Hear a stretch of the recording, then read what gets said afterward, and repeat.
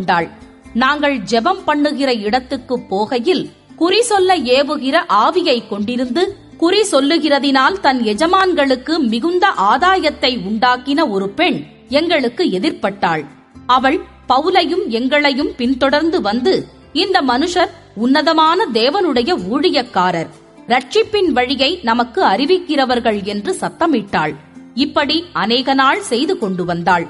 பவுல் சினங்கொண்டு திரும்பி பார்த்து, நீ இவளை விட்டு புறப்படும்படி இயேசு கிறிஸ்துவின் நாமத்தினாலே உனக்கு கட்டளையிடுகிறேன் என்று அந்த ஆவியுடனே சொன்னான். அந்நேரமே அது புறப்பட்டு நான் குறி சொல்லுகிறவனை சந்தித்த ஒவ்வொரு சமயத்திலுமே சம்பவித்த ஏதோ காரியத்தை அவர்கள் அடையாளம் கண்டுகொள்ளுகிறார்கள். அது அப்படியே என்னை கொல்லுவது போன்றிருக்கிறது. உதாரணமாக, ஒரு நாள் என்னுடைய நெருங்கிய உறவினனும் நானுமாய் ஒரு திருவிழா மைதானத்திற்கு போய்க் கொண்டிருந்தோம். நாங்கள் பையன்களாய் நடந்து போய்க் கொண்டிருந்தோம். So there's a little old fortune teller sitting out there in one of those tents, a young lady. அங்கே ஒரு சிறு குறி சொல்லுகிறவள் ஒரு கூடாரத்தில் உட்கார்ந்து கொண்டிருந்தாள். அவள் ஒரு வாலிப பெண். Nice looking young lady, she's sitting there.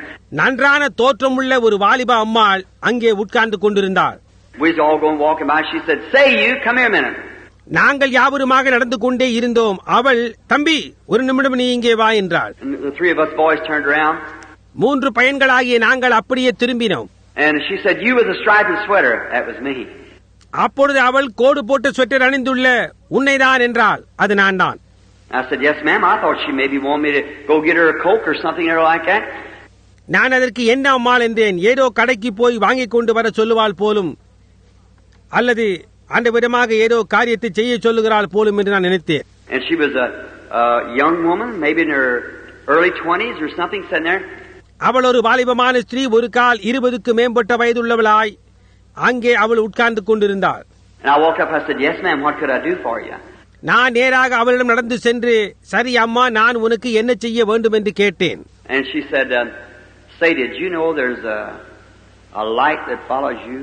அதற்கு அவள், தம்பி, உன்னை ஏதோ ஒரு ஒளி தொடர்ந்து வந்து கொண்டிருக்கிறது என்பது உனக்கு தெரியுமா என்றாள். நீ ஒரு குறிப்பிட்ட அடையாளத்தின் கீழ் பிறந்திருக்கின்றாய் என்றாள். அதற்கு நான் என்ன கூறுகின்றாய் என்றேன். அவள் அதற்கு, நீ ஒரு குறிப்பிட்ட அடையாளத்தின் கீழ் பிறந்திருக்கிறாய்.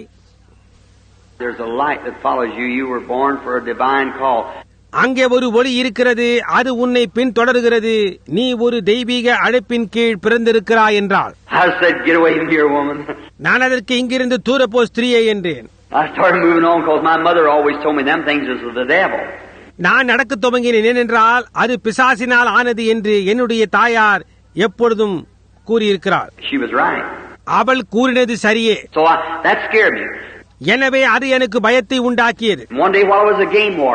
நான் வேட்டை காவலனாக இருந்தபோது ஒரு நாளன்று நான் பேருந்தியில் போய்க் கொண்டிருந்தேன். நான் பேருந்தியில் போய் உட்கார்ந்தேன். நாம் எப்பொழுதும் ஆவிகளுக்கு அடங்கி இருப்பது போன்றிருக்கிறது. நான் அங்கே நின்று கொண்டிருந்தேன். இந்த மாலுமியானவன் எனக்கு பின்னால் நின்று கொண்டிருந்தான். நான் எல்லையை கவனிக்கும்படியாய் போய்க் கொண்டிருந்தேன். நான் ஹென்ரிவில் வனத்திற்கு ஒரு பேருந்தியில் போய்க் கொண்டிருந்தேன். ஏதோ வினோதமான காரியத்தை நான் உணர்ந்து கொண்டிருந்தேன்.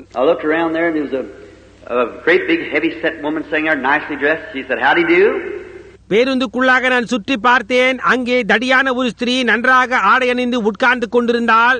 அவள் என்னிடத்தில் எப்படி இருக்கின்றாய் என்று கேட்டாள். அதற்கு நான், நீங்கள் எப்படி இருக்கிறீர்கள் என்றேன். ஏதோ தெரியும், ஸ்திரீ சாதாரணமாக பேசுகிறாள் என்று நான் எண்ணினேன். அவளோ, நான் உன்னிடம் ஒரு நிமிஷம் பேச விரும்புகிறேன் என்றால், நான் சரி அம்மா என்றேன். நான் அப்படியே திரும்பினேன். Did you know you were born under a sign? நீ ஒரு அடையாளத்தின் கீழ் பிறந்திருக்கிறாய் என்று உனக்கு தெரியுமா என்றாள். I thought another one of them funny women. ஓ, அதை போன்ற இன்னொரு வேடிக்கையானவள் என்று நான் எண்ணினேன். So I just looked on out. So I never said a word, just kept. எனவே நான் அப்படியே வெளியே நோக்கி பார்த்தேன். ஆகையினால் நான் ஒரு வார்த்தையும் சொல்லாமல் அப்படியே இருந்தேன். She said, "Could I speak to you a minute?" அவளோ, உன்னிடத்தில் நான் ஒரு நிமிடம் பேசலாமா என்றாள். I just kept. She said, "Don't act like that." நான் அப்படியே இருந்தேன். அவள் அந்த விதமாய் நடிக்காதே என்றாள். I just kept looking forward. நான் தொடர்ந்து முன்பக்கமாக பார்த்துக் கொண்டிருந்தேன். I thought that isn't gentlemanlike. அப்படி இருப்பது ஒரு நல்ல மனிதனுக்கு அழகல்ல என்று எண்ணினேன். She said, "I'd like to speak to you just a moment." அவள், நான் உன்னிடம் ஒரு நிமிஷம் பேச வேண்டும் என்றாள். I just kept looking forward and I wouldn't pay attention to her. நான் தொடர்ந்து முன்பக்கமாகவே பார்த்துக் கொண்டே இருந்தேன். நான் அவளுக்கு சிறிதும் கவனம் செலுத்தவில்லை. Directly I thought, I believe I'll see if she says like the rest of them.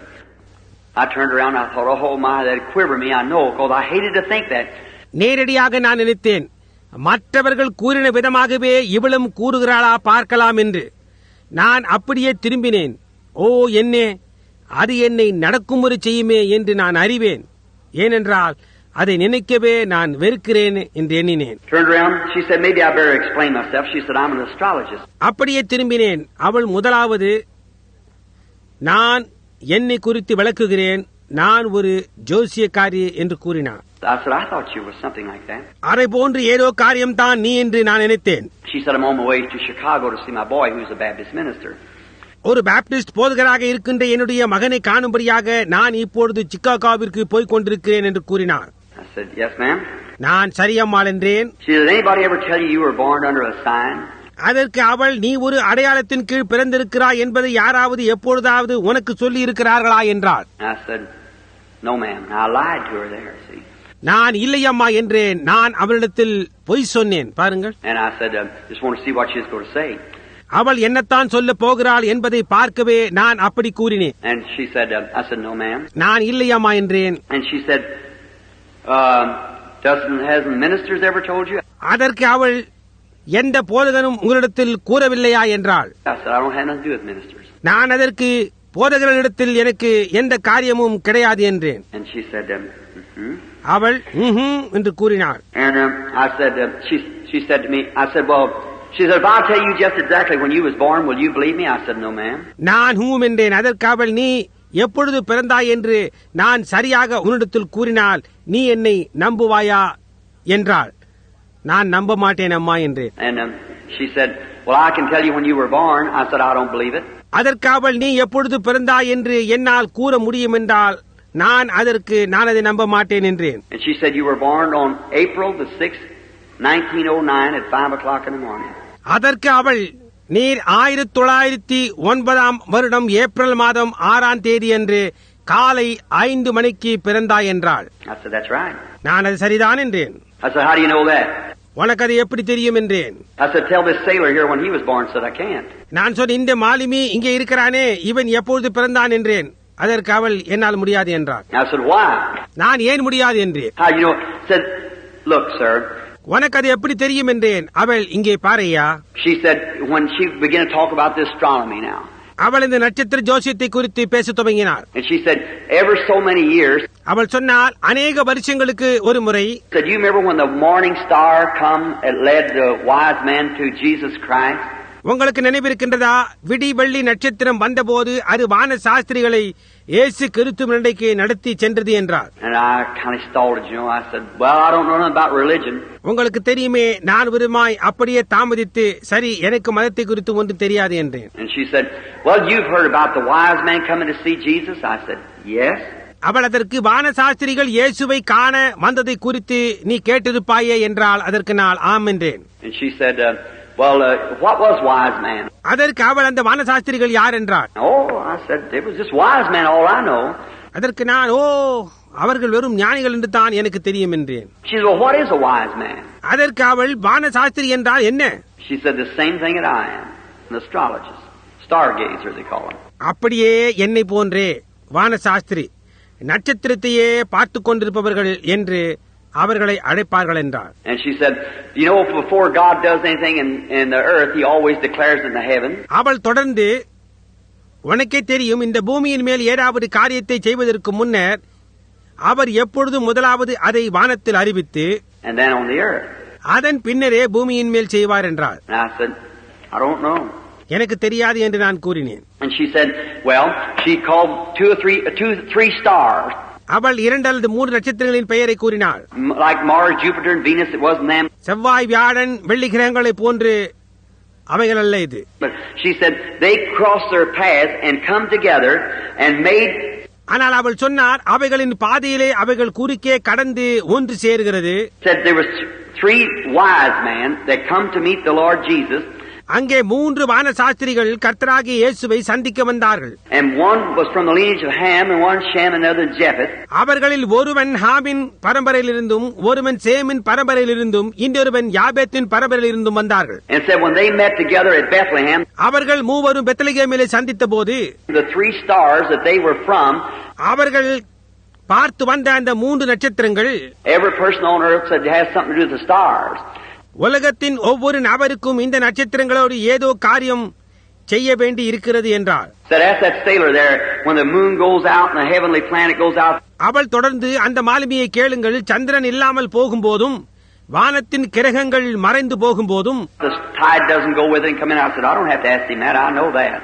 அதனோடு சேர்ந்து அலைகள் போய்விடுவதில்லை, உள்ளே வருகின்றது என்றால் நான் அவனை கேட்க வேண்டிய அவசியமில்லை, எனக்கு அது தெரியும் என்றேன். And she said, well, your birth has something to do with the stars up there. அதற்கு அவள், உன்னுடைய பிறப்பு மேலே இருக்கின்ற நட்சத்திரங்களோடு ஏதோ காரியத்தை உடையதா இருக்கிறது என்றார். And I said, well, that I don't know. நான் சரி, அது எனக்கு தெரியாது என்றேன். And she said, now these 3 wise men came. அவள் சொன்னால், இப்பொழுது இந்த 3 வான சாஸ்திரிகள் வந்தனர். And said, when 3 stars, when they come from different directions and they met at Bethlehem. இவர்கள் வித்தியாசமான திக்கிலிருந்து இந்த 3 நட்சத்திரங்களால் வழிநடத்தப்பட்டு வந்து பெத்லகேமிலே சந்தித்தனர். And they said they found out and consulted. அவர்கள் கண்டுபிடித்து கூடி யோசித்தார்கள். One was from the lineage of Ham, Shem, and Japheth, the 3 sons of Noah. நோவாவின் குமாரரான com, same, யாபேத் என்பவர்களுடைய பரம்பரைக்கு ஒருவராக அவர்கள் வந்தார்கள். And she said then they come and worship the Lord Jesus Christ. அவர்கள் வந்து கர்த்தராகிய இயேசு கிறிஸ்துவை தொழுது கொண்டனர். And said when they departed, said they brought gifts and put to him. அவர்கள் திரும்பி போகும்போது அவர்கள் வெகுமதிகளை கொண்டு வந்து அவருக்கு முன்பாக வைத்தார்கள் என்றால். And said Jesus Christ said in his ministry. அவள் தொடர்ந்து இயேசு கிறிஸ்து அவருடைய ஊழியத்தில், that when this gospel has been preached to all the world, Ham, Shem, and Japheth's people.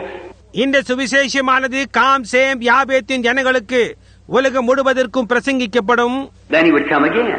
அதன் பிறகு நான் மீண்டும் வருவேன் என்று கூறினார். And she said, now those planets, heavenly planets. அவள் சொன்னால், அந்த கிரகங்கள், வான கிரகங்கள், as they move around, so they separated. அவைகள் சுற்றிக் கொண்டு வருகையிலே அவைகள் பிரிந்து விடுகின்றன. They've never been on the earth since, no one. அறிந்திருக்கிற மட்டில் அந்த விடமாக பூமியின் மேல் அவைகள் இருந்ததே இல்லை. But that ever so many 100 years they cross their cycles like this. ஆனால் அவைகளின் சுற்றில் குறிப்பிட்ட இடைவெளிகளில் அநேக நூற்றுக்கணக்கான வருஷங்களுக்கு ஒருமுறை அவைகளின் ஓட்டத்தின் பாதையில் அவைகள் இந்த விதமாக குறுக்கிடுகின்றது. If there had to be an astronomer here, you might know what she's talking about. I don't. ஒரு வான சாஸ்திரி அங்கே இருப்பானாயின் அவள் எதை குறித்து பேசுகிறாள் என்பதை புரிந்து கொள்ள முடியும், எனக்கோ புரியவில்லை. So when she said to cross like that, and said in commemoration of the greatest gift that was ever given to mankind, when God gave His Son. ஆக அவள் தொடர்ந்து இந்த விடமாக அவைகளின் பாதை குறுக்கே வெட்டி கொண்டு போகின்றது என்றால், அவள் தொடர்ந்து மனித வர்க்கத்துக்கு இதுவரை கொடுக்கப்பட்ட மகத்தான வெகுமதியின் ஞாபகார்த்தமாக அவைகள் குறுக்கே சென்றது. அது தேவன் அவருடைய குமாரனை கொடுத்த போதே ஆகும். When these planets cross themselves again, இந்த கிரகங்கள் ஒன்றையொன்று பாதையில் குறுக்கே மீண்டுமாய் வெட்டி கொண்டு ஓடும்போது, was that He sends another gift to the earth. அவர் இன்னொரு வெகுமதியை பூமிக்கு கொடுப்பார். And said, you were born on the crossing of that time. அந்த விதமான குறுக்கிடுதலின் நேரத்தில் நீ பிறந்திருக்கின்றாய். And I said, that's the reason I knew it. அந்த காரணத்தினால் தான் நான் அதை அறிந்திருக்கிறேன் என்றாள். Oh, and I said, lady, the first place, I don't believe anything about it. I'm not religious and I don't want to hear no more about it. அதற்கு பிறகு நான், அம்மா, முதல் கட்டத்தில் நான் அதை குறித்து எதையும் நம்புவதில்லை, நான் தேவபக்தி உள்ளவன் அல்ல, அதை குறித்து இனிமேலும் நான் கேட்க விரும்பவில்லை என்று கூறி walked away. அந்த இடத்தை விட்டு நடந்தேன். And so I cut her off pretty short. So I went on out. நான் அப்படியே அவளை துண்டித்துக் கொண்டேன். ஆக நான் தொடர்ந்து சென்றேன். And every